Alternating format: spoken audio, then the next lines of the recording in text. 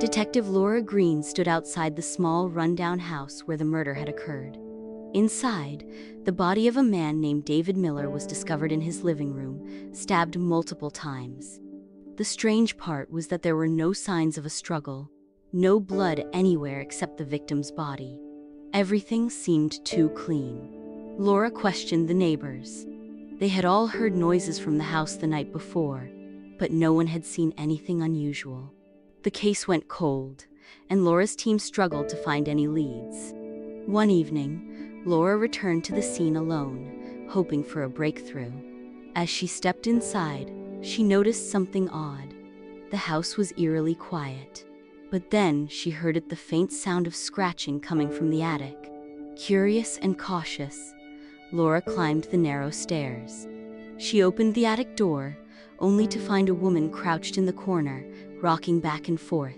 "Who are you?" Laura asked, her voice shaking slightly. The woman lifted her head, revealing a pale face covered in dirt.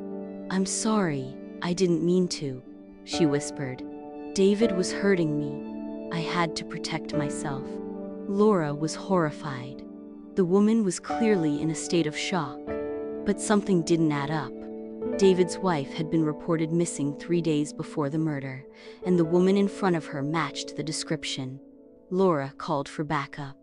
As she searched the attic, she found a hidden room. Inside was a box of photographs, showing David with different women over the years. Among them was the woman sitting in front of her, looking much younger.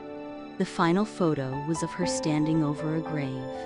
David had been a serial abuser, and the woman in the attic was his final victim.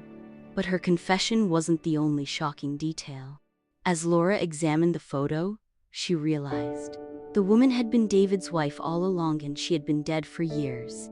The ghost of her past had come back to claim justice. The case, it seemed, was far from closed. For more videos, subscribe to Kid Dofi.